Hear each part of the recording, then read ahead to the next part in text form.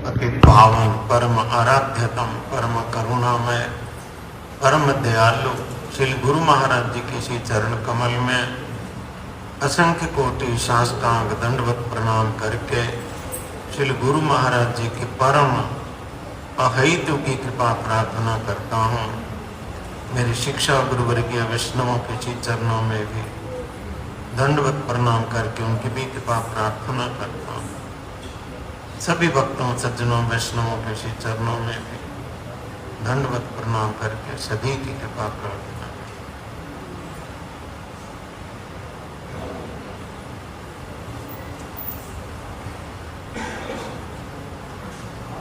आज एकादशी हरिवासर तिथि विशेष एकादशी है। आज के दिन भगवान 4 महीने के लिए शयन करते हैं, इसलिए इस एकादशी का नाम है शयन एकादशी। और दूसरी बोला प्रभु जी ने जय दी। हमारे मठ के सेक्रेटरी हमारे परम गुरु महाराज के चरणाश्रित हमारे गुरु जी के गुरु भाई और मठ की गवर्निंग बॉडी के सदस्य थे, सेक्रेटरी थे जब, उनकी भी आज परम पूज्यपाद भक्ति विज्ञान भारती महाराज की भी आज जन्म तिथि है। जन्म तिथि क्या, 100वीं जन्म तिथि है। उनकी जन्म शताब्दी आज मनाई जा रही है।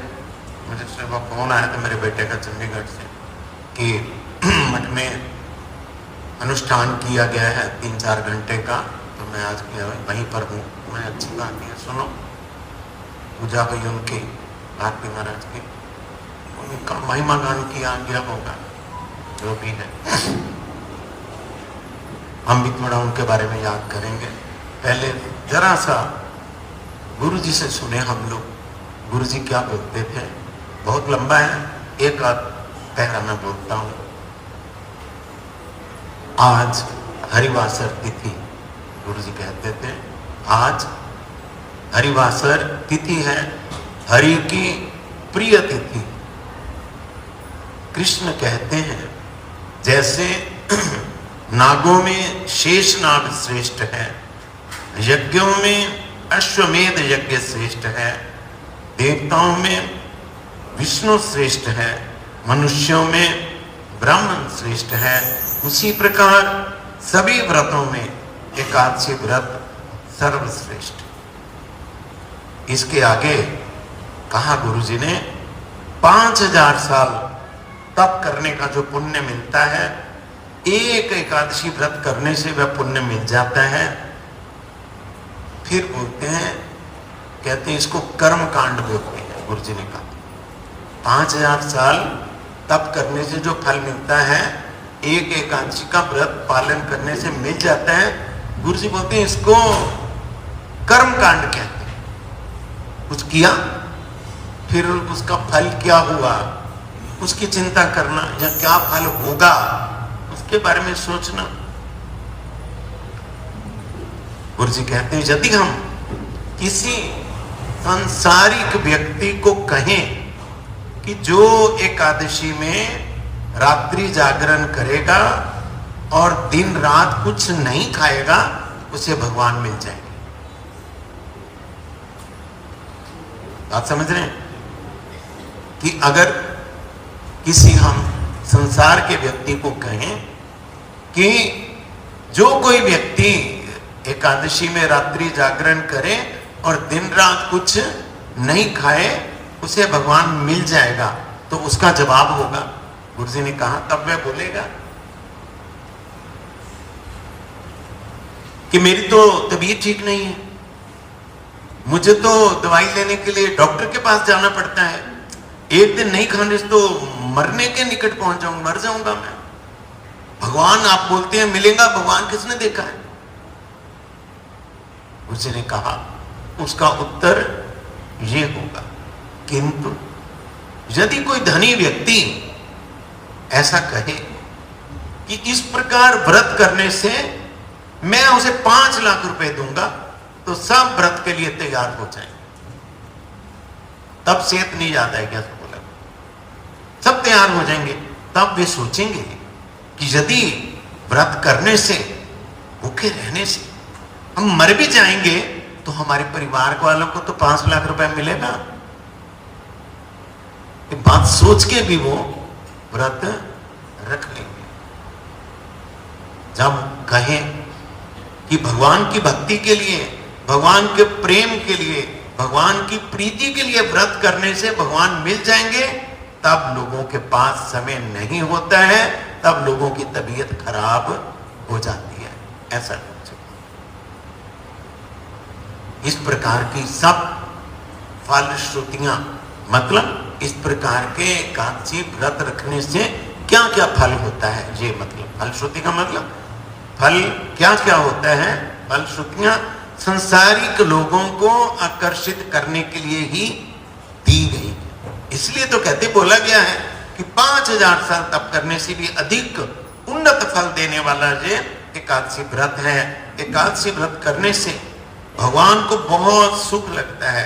शास्त्र भी बोलते हैं कि एक एकादशी व्रत करने के पुण्य के बराबर और कोई तप ही नहीं है, पर सब पुण्य कर्मकांडी व्यक्तियों के लिए है। ये जितना बोल रहे हैं, कहते हैं एक एकादशी व्रत पालन करने से इतना पुण्य होता है कि कोई तप इसके बराबर नहीं है। और 5000 साल के बाद ये कहते हैं उन व्यक्तियों के लिए है जो कर्मकांडीय हैं।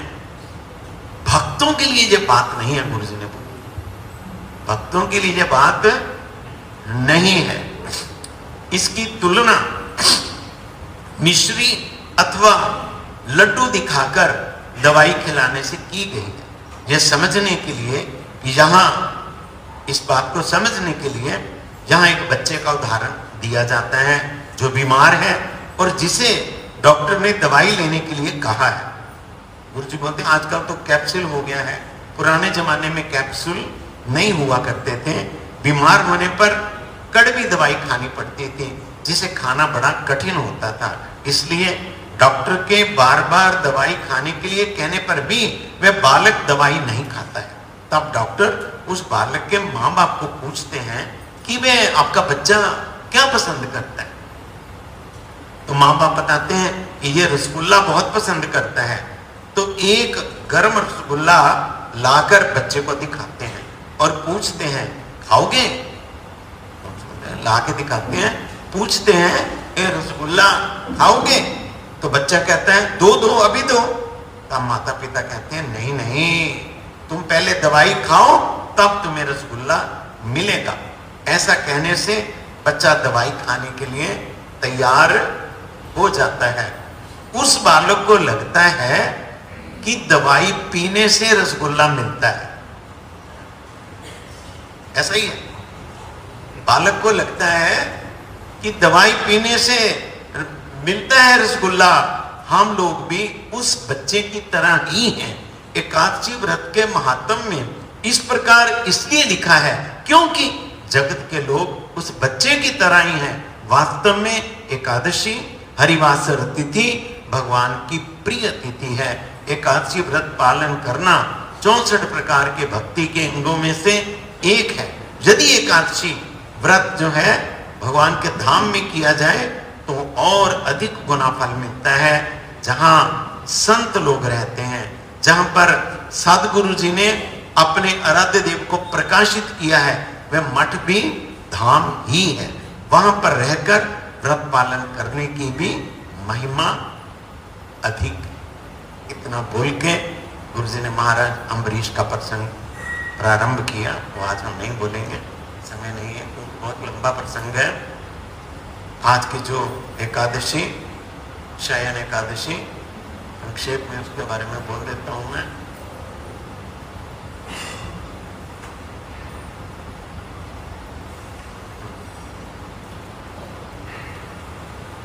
जब महाराज युधिष्ठिर ने पूछा भगवान को कि महाराज ये जो महीना है आषाढ़ मास, इसकी शुक्ल पक्ष की एकादशी के बारे में बताइए, तो भगवान ने उसके उत्तर में उन्होंने बताया। भगवान ने कहा हे राजा, हे महाराज युधिष्ठिर, ब्रह्मा ने इस एकादशी का वृतांत नारद जी को जैसे बताया था वही मैं आपको सुना रहा हूं। हे नारद, इस संसार में सचमुच हरिवासुर को छोड़कर और कुछ भी पवित्र नहीं है। जो इस प्रकार पवित्र पापनाशक एवं समस्त अभीष्ट प्रदाता एकादशी व्रत नहीं करते, वे निश्चय ही नरक यंत्रणा की ही इच्छा रखते हैं। आषाढ़ मास की शुक्ला एकादशी शयन एकादशी के नाम से विख्यात है। भगवान श्री ऋषिकेश की प्रसन्नता के लिए ये उत्तम व्रत सभी को अवश्य पालन करना चाहिए। इसके प्रसंग में एक पौराणिक उपाख्यान जो है महाराज मंधाता का, कि महाराज मंधाता कैसे राजा थे, और सुना अपने मंधाता चरित्र हमने कई बार याद किया है, कैसे राजा थे और उनके जो राज्य था प्रजा में वो दुर्भिक्ष होने से फिर वो ऋषि मुनियों के पास गए और ऋषि मुनियों के पास जाके तब उन्होंने, कौन से ऋषि थे मुझे याद नहीं है, वो ऋषि ने उन्हें कहा, कौन से ऋषि थे, कौन, अंगिरा, अंगिरा नहीं, अंगिरा, छोटी ई की मात्रा प्रोनाउंसिएट करो, बड़ी ई की मात्रा प्रोनाउंस अंगिरा हो जाएगा। अंगिरा, अंगिरा ऋषि के पास। अंगिरा कौन थे? ब्रह्मा जी के पुत्र, ब्रह्मा जी के पुत्र थे। जो 10 पुत्र हैं उनके, ब्रह्मा जी के, उनमें एक है अंगिरा। उनसे जो आगे उनकी जो चली है धारा, उसको अंगिरस गोत्र बोलते हैं।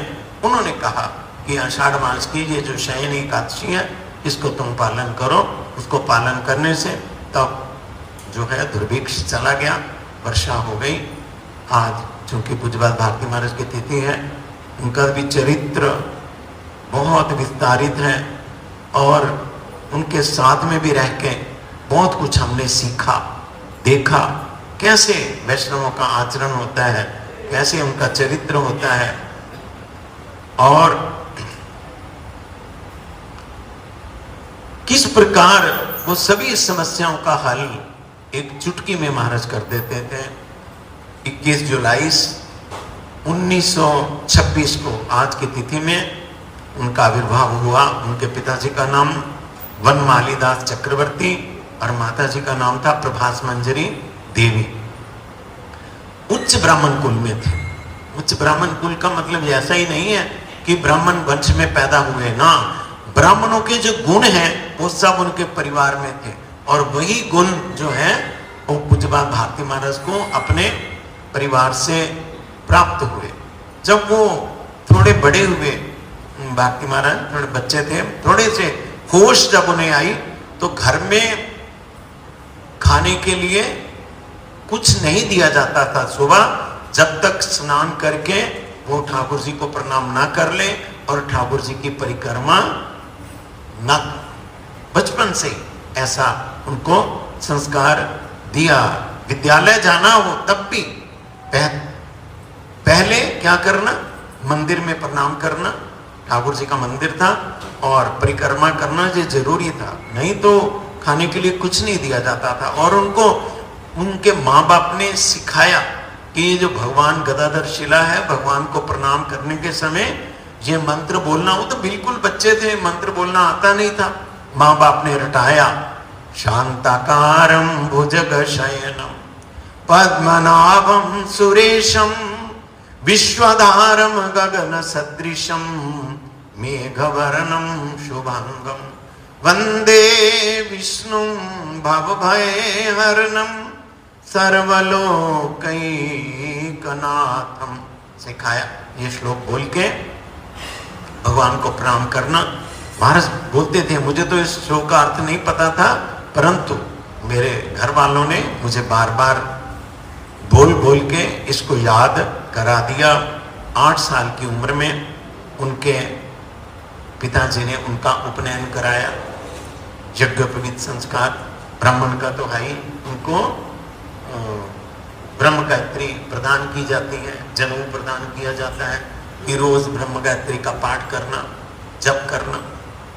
वहां पर, यहाँ तो रिवाज नहीं है पंजाब में, प्रभु जी के साथ में हमने देखा उड़ीसा में, बंगाल में इसको बहुत बड़ा उत्सव करते हैं, बहुत बड़ा आयोजन है जी। तब कहते हैं मुझे शहनाई वाले हमारे घर में बिठाए गए, बैंड बाजे के साथ नदी में ले जाके स्नान कराया गया, काशाय वस्त्र धारण करा के यज्ञोपवीत की वेदी पे बिठा दिया। ब्राह्मण जब मंत्रोच्चारण करने लगे तो जिनकी दीक्षा हुई है उनको याद होगा, जो यज्ञ कराते हैं वो एक मंत्र बोलते हैं और जिसकी दीक्षा है उसको बोलना पड़ता है बाढ़म, मतलब भाड़ बोले, और जो बोलेंगे भाड़म, उसका मतलब होता है कि आपने जो कहा मैं उसको पालन करूंगा, करता हूं नहीं करूंगा। तो जब उन्होंने ब्राह्मण ने बोला, मंत्र बोला, तो उसका अर्थ ये है कि मैं दिन में नहीं सोऊंगा। तो कहा बोलो बाड़म, तो उन्होंने भूला नहीं, उन्होंने बोला नहीं। तो सारे बोलते आप क्यों नहीं बोलते, बोलिए ना बाड़म बोलिए, सब बड़ों बड़ों ने कहा। तो मैं कैसे बोल सकता हूं, अगर मुझे दिन में नींद आ गई तो मेरा जो बोलना झूठ हो जाएगा, मैं नहीं बोलूंगा ऐसा बाड़म। तब उनसे थोड़ा चेंज किया, जो ब्राह्मण था थोड़ा बदला, अच्छा ऐसे बोल दो, ऐसा मैं कहता हूं, अच्छा तुम अपनी यथाशक्ति प्रयास करोगे कि मैं नहीं सुनूंगा। तब कहते मुझे बचपन से आदत थी झूठ नहीं बोलने की और स्पष्ट बात बोलने की, बचपन से ही आदत थी। उनकी जो क्या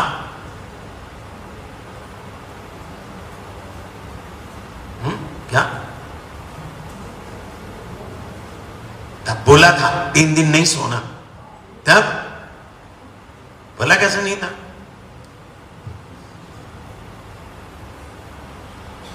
उन्होंने अपनी प्राथमिक शिक्षा गांव में प्राप्त की, बाद में उच्च शिक्षा जो पास में जगह थी पांचरूला, वहां पर उन्होंने शिक्षा ली और उनका जो घर था वो मेदिनीपुर के पास, बांकुड़ा डिस्ट्रिक्ट, मेदिनीपुर के पास ही है बांकुड़ा। तो मेदिनीपुर में चूंकि हमारे परमाराध्य परम गुरु महाराज ने, पूज्यपाद जाजा गोस्वामी महाराज ने और संत गोस्वामी महाराज ने श्यामानंद गौड़िया मठ की स्थापना की थी, तब वो श्यामानंद गौड़िया मठ के पूज्यपाद भक्ति विचार जाजावर गोस्वामी महाराज के जो शिष्य थे उनसे उनका संपर्क हुआ, जिससे वो श्यामानंद गौड़िया मठ में उनका आना जाना हुआ। फिर 1955 में वो महाराज जी हमारे मठ के उनसे भी बड़े थे, हमारे दामोदर महाराज भक्ति सुहृद, हमारे गुरुजी से भी बड़े थे सुहृद दामोदर महाराज, वो कृष्णनगर मठ के इंचार्ज थे। तब वो ब्रह्मचारी थे, उनका नाम था लोकनाथ ब्रह्मचारी। तो उनके साथ वो कलकत्ता जो 86 रासबिहारी एवेन्यू में किराए की जगह में मठ सबसे पहले स्थापन हुआ था, तो महाराज वहां पर उनके साथ कथा सुनने के लिए गए। महाराज कहते थे मुझे बचपन में थोड़े आदत थी चैतन्य चरितामृत पाठ करने की, तो मैं जब मठ में गया रासबिहारी एवेन्यू में, तो मैं वो चैतन्य चरितामृत के प्यार जो है वो गुनगुनाता था। तब कहते उसको देख के प्रभुपाद जी के आश्रित जन थे उदाहरण प्रभु, उन्होंने मुझे कहा, क्या कहा कि तुम तो हरिनाम ले लेना चाहिए। क्या कहा उदाहरण प्रभु ने, तुम्हें माधव महाराज से हरिनाम ले लेना चाहिए। तब महाराज ने कहा मैं यहां हरिनाम लेने के लिए नहीं आया हूं, मैं यहां पर गौड़ी मठ के जो साधु हैं उनसे हरि कथा सुनने के लिए आया हूं। जहां गौड़ी मठ की क्या विचारधारा है, क्या ये शिक्षा देते हैं, इसको जानने के लिए, इसको सीखने के लिए आया हूं। इसलिए ये जो गौड़ी मठ के साधु हैं इनकी जो हरि कथा है मुझे बहुत अच्छी लगती है। महाराज कहते थे बहुत अच्छी लगती है, तो मैं हरिनाम लेने के लिए नहीं आया, क्योंकि वो स्वयं इस बात में प्रतिष्ठित थे कि मैं तो बहुत उच्च कुल में पहले से ही हूं, ब्राह्मण कुल में, मैं इसलिए नहीं आया हूं, मैं साधु बनने के लिए नहीं आया, मठवासी बनने के लिए नहीं आया हूं। मैं जहां मेरी तो आयु बड़ी थोड़ी है, नौजवान लड़के थे, शरीर मेरा अच्छा है, कहते शरीर मेरा, महाराज का शरीर बहुत हिष्ट पुष्ट था, हृष्ट पुष्ट शरीर है। फिर मैं स्वयं नहीं कमा के साधु वृत्ति धारण करके दूसरों के लिए, जो दूसरों ने बहुत मेहनत करके धन कमाया है उसको मैं ले आऊं, मुझे नहीं अच्छा लगता। समझ के बात को? जो लोगों का इतने परिश्रम से कमाया हुआ धन है, उनके धन के बल पर मैं अपना जीवन क्यों निर्वाह करूं? मैं नहीं रहूंगा मठ में, मैं नहीं हरिनाम लूंगा। तब जब भारती महाराज हमारे परम गुरु महाराज के पास गए, गुरु जी के पास गए, जाके कहा, उन्होंने शिकायत की उदाहरण प्रभु की। वो परम गुरु जी के गुरु भाई थे, प्रभुपाद के शिष्य।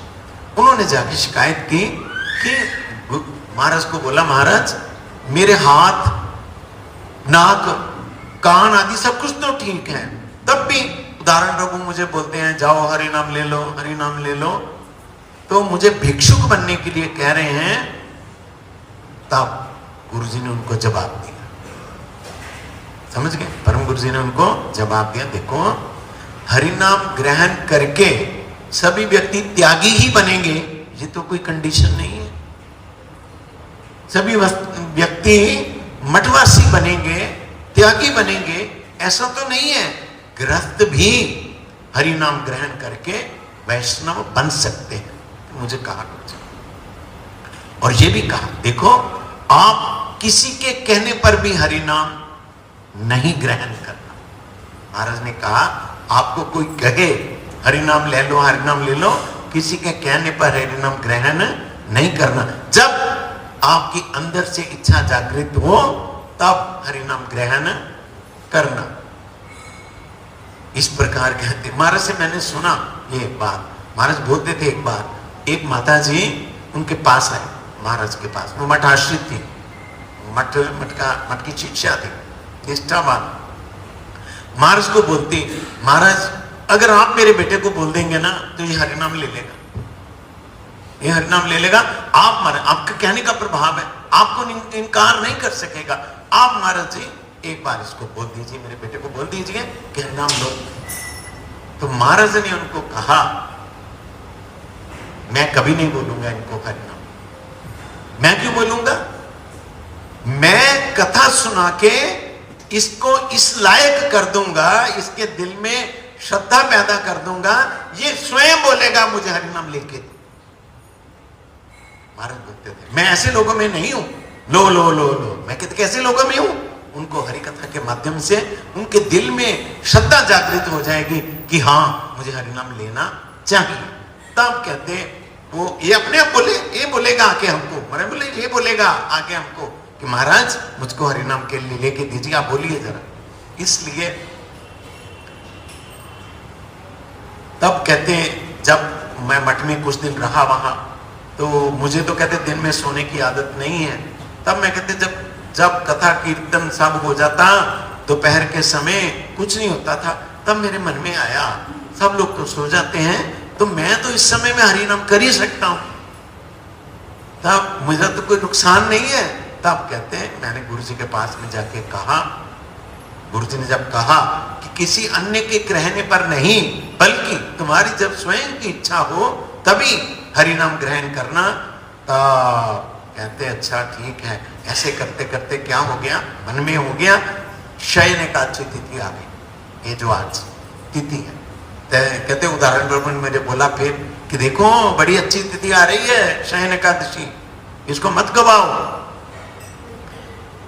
तब मैंने जब उन्होंने कहा, तब मैंने कहते स्वीकार कर लिया मन मन में कि अभी जो शयन एकादशी तिथि आएगी उसमें मैं हरिनाम ग्रहण कर लूंगा, किंतु मैं सिर नहीं मंडवाऊंगा। सिर नहीं मंडवा के मैं भिक्षा करने नहीं जाऊंगा। तो मैं हरिनाम तो ले लूंगा, पर मैं सिर मंडवा के भिक्षा करने नहीं जाऊंगा। तब गुरुजी ने कहा उन्हें, अरे मठ में तो बहुत प्रकार की सेवा है, तुम भिक्षा नहीं करोगे तो मत करना, ना जाना भिक्षा के लिए मत जाना, जैसा भी हो। एकादशी आ गई, शयन एकादशी। उसी दिन एक वृद्ध पति पत्नी थे, कपल एक, उन्होंने भी परम गुरु महाराज से हरिनाम ग्रहण किया। तो गुरु महाराज ने उनको हरिनाम ग्रहण करने के पहले बहुत सा उपदेश दिया। भारती वाले पास बैठे थे, लक्ष्य किया उनको, जो पति पत्नी हरिनाम ग्रहण करने के लिए आए थे। तब हो गया, उनका हरिनाम हो गया। जब वो चले गए तो महाराज अकेले थे गुरु जी के पास। तब महाराज ने गुरु जी को कहा, आपने ये जो वृद्ध कपल आया था उसको कितना उपदेश दिया है आपने, हरिनाम करने के लिए ये करना होगा, ये करना होगा, ये छोड़ना होगा, ये नहीं करना होगा, ये करना होगा, कितना उपदेश दिया है, बहुत से पालनीय नियम बताए हैं। क्या मेरे जैसे युवक को उन सब नियमों से छूट है?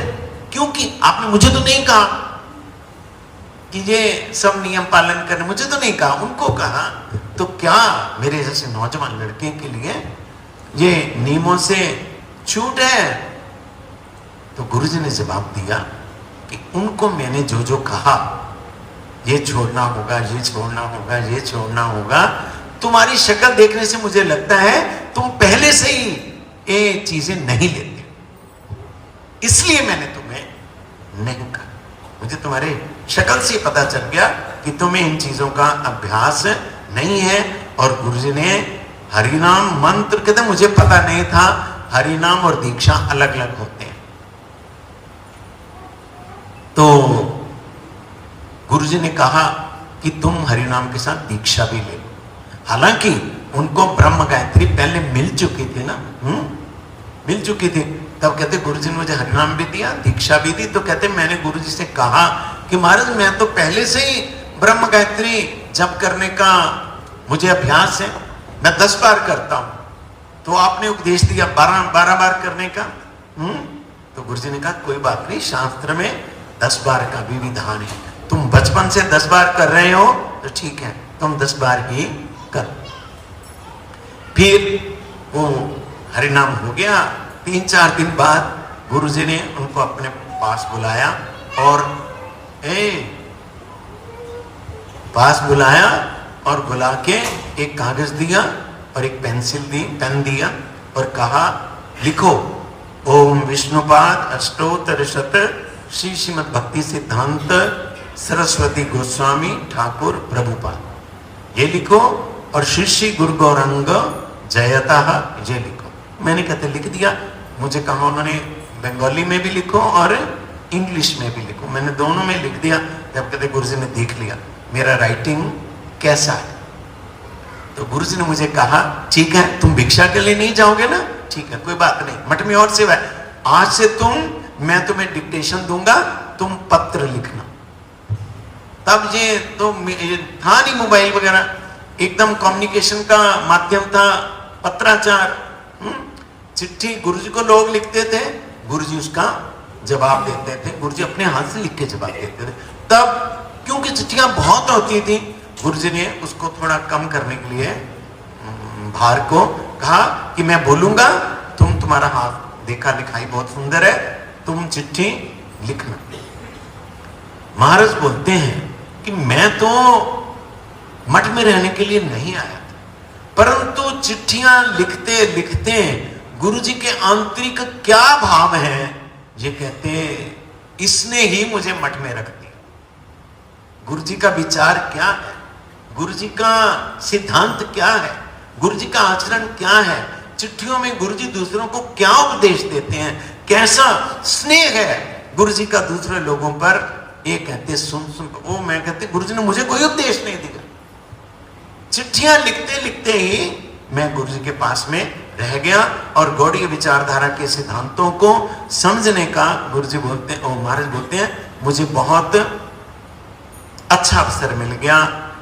कहते मैं ब्राह्मण कुल में मेरा अभिमान था और भी मेरे मन में बहुत प्रकार की ग्रंथियां थी, ग्रंथि समझते हैं, गांठ थी मेरे मन में, बहुत प्रकार की गांठें थी, मतलब जिसका सल्यूशन नहीं पता होता ना, इस प्रकार की होती है गांठ।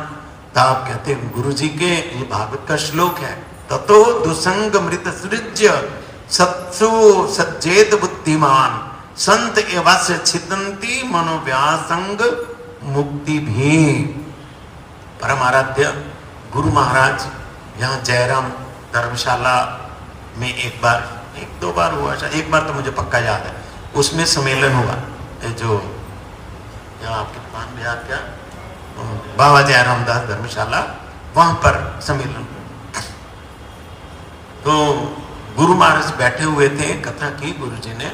तो मैंने गुरु जी के ये बात बोली जाके कि महाराज जहां पर कथा में हम आ भी जाता हूं, मैं आ जाता हूं, पर मन तो कहीं और ही रहता है, और मन में इतनी कुटिलताएं हैं, इतनी ये ग्रंथियां हैं, महाराज फायदा क्या कथा में आने का।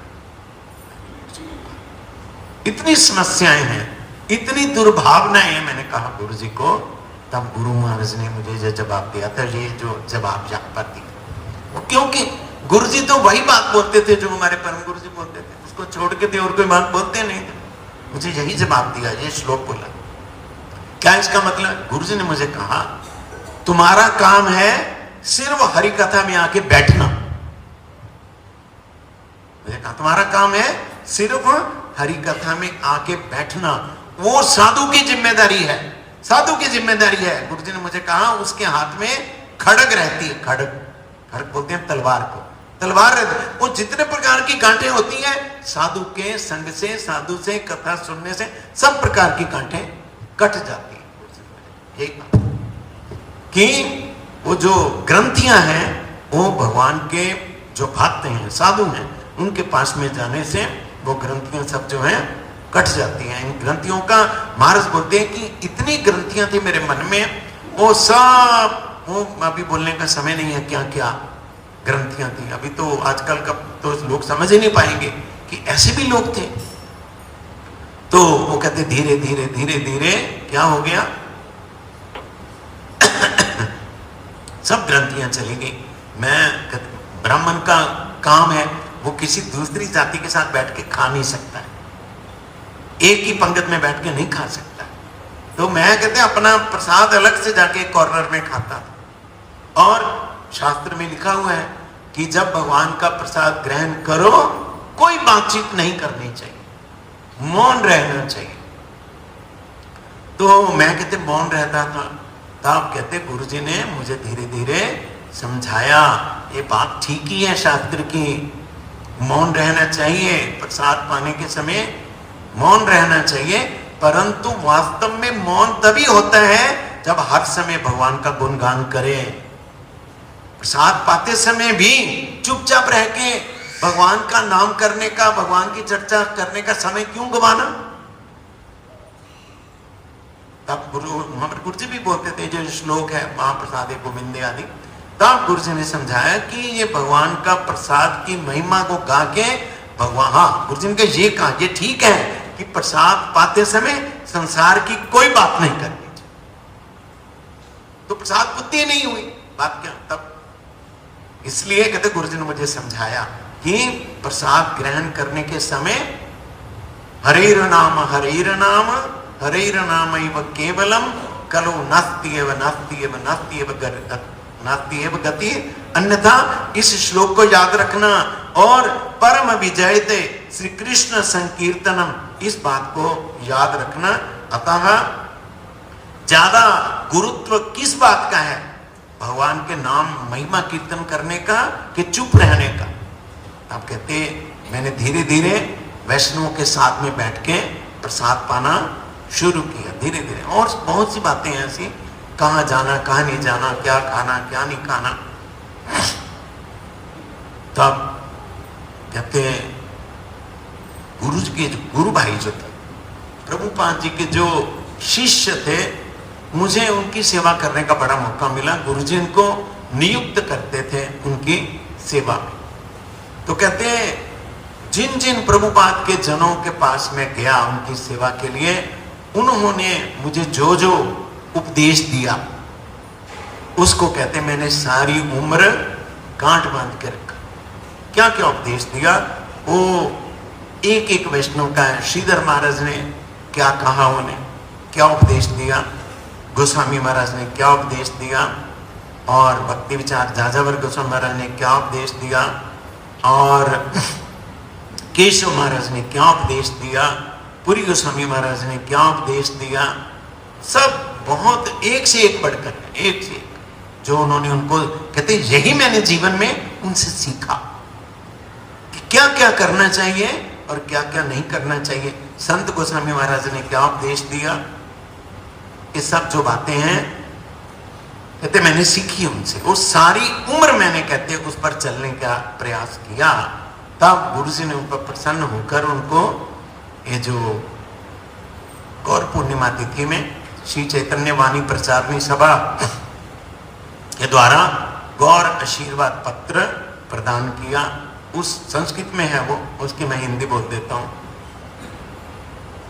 पहला, पवित्र और सभी कार्यों में दक्ष, उनका नाम था बुद्ध भक्ति मार्ग का नाम था श्री नरोत्तम ब्रह्मचारी। पवित्र और सभी कार्यों में दक्ष श्री नरोत्तम नामक ब्रह्मचारी चिकित्सा के विषय में विज्ञ हैं। वो चिकित्सा मतलब कोई बीमार हो तो क्या करना चाहिए क्या नहीं करना चाहिए उसमें विज्ञ हैं, और आलस्य रहित हैं और क्षमाशील है। पहली बात, वे सेवा रूपी दायित्व के पालन में सतत यत्नशील रहते हैं तथा अन्य अन्य सेवाओं में दक्षता होने के साथ साथ श्री मंदिर के निर्माण आदि सेवा कार्यों में बहुत कुशल है। हमारे जितने मठ बने उनकी देखरेख उन्होंने ही की। हमारे क्या, दूसरे मठों को भी उन्होंने जाके इसमें अपना सेवा की, सहयोग किया। ऐसे महान गुणों से युक्त श्री नरोत्तम ब्रह्मचारी को साधु मंडली के द्वारा पहले जो उपाधि दी गई थी उपदेशक, तथा अब उन्हें उपाधि दी जाती है सेवा विग्रह। सेवा विग्रह का मतलब उनका सारा विग्रह ही सेवामय है। गौरधाम में गौर महाप्रभु की शुभ आविर्भाव तिथि में फाल्गुनी पूर्णिमा 7 मार्च 1966 में उनको ये गौर आशीर्वाद मिला। उन्होंने ये भी लिखा कि कैसे हर बात को वो पॉजिटिव लेते थे। कहते चिकन पॉक्स हो गया उनको, तब तो इतना इलाज भी नहीं था, तो कहते हैं उस चिकन पॉक्स की पेन क्या होती है। कहते हम 3 लोगों को हुई चिकन पॉक्स, तो बाकी के लोग जो हैं कहते अपने घर पे लिखें, हमें जो जो चाहिए खाने पीने के लिए वो दिया जाए। कहते मैंने कहा मैं नहीं लिखूंगा, मैं क्यों लिखूं अपने घर वालों को।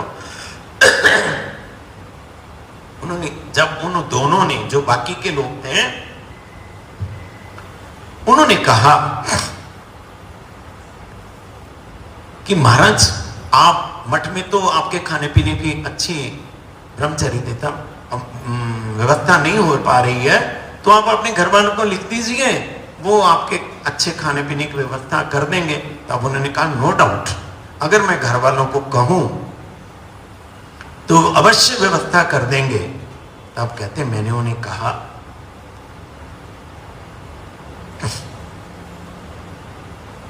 जब मैंने मठ में स्थायी वास की इच्छा प्रकट की तब मैंने गुरुजी से एग्रीमेंट नहीं कराया था। उन्होंने कहा क्या, जब मैं मठ में रहने आया तब मैंने गुरु महाराज से कोई एग्रीमेंट नहीं कराया था कि सेवा तो करूंगा मैं, किंतु आप लोग भी मुझे विशेष परिस्थितियों में इस प्रकार देखेंगे। ऐसा मैंने कहता मैं सेवा करता हूं मठ में, मेरी भी करें। कैसे ऐसा कोई एग्रीमेंट मैंने किया था। अतः मैं गुरुजी पर, वैष्णव पर, भगवान पर निर्भरशील हूं। जिस प्रकार वो दे उसी प्रकार समय बिता के मैं अपना गुजारा करना ही मेरे लिए उचित है। अतः कहते मैंने वो समय ग्रंथ पाठ में लगाया।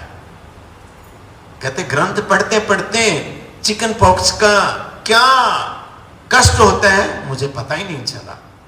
तब कहते 1969 तो हमारे वृंदावन के जो पुरी महाराज हैं उनके पास गए। वो तो क्षत्रिय थे, कपूर फैमिली थी, तो उनके पास गए। कहते हैं उन्होंने भारती महाराज को बताया, मतलब वो भी ब्रह्मचारी थे तब नरोत्तम, कि नरोत्तम प्रभु गुरुजी तो मेरा संन्यास कराना चाह रहे हैं। मुझे गुरुजी ने बोला तुम्हारा संन्यास होगा, बताओ ना मैं कैसे संन्यास लूं, मैं तो क्षत्रिय हूं, कैसे संन्यास लूंगा मैं। तब कहते मैंने उन्हें कहा, किनको, पुरी महाराज को कहा, उनका नाम था नारायण दास, पहले उनको कहा, नारायण दास को कहा कि आप पता नहीं विचारों को जानते हैं कि नहीं जानते हैं, महाप्रभु की धारा में तो जाति कुल का विचार ही नहीं किया जाता है, विचार ही नहीं किया जाता। आप निश्चिंत हो जाइए और गुरु महाराज की इच्छा को पूर्ण कीजिए। आपको गुरुजी ने कहा है संन्यास लेने के लिए, तो आप उनकी इच्छा को पूरी करिए, मतलब आप संन्यास ले लीजिए। तो कहते हैं जब ऐसा हो गया तब उन्होंने मुझे बोला, प्रभु जी आपके संन्यास की भी बात चल रही है। समझे बात को? है आपके भी, वो तो रुतम ब्रह्मचारी थे ना, कि आपके संन्यास की भी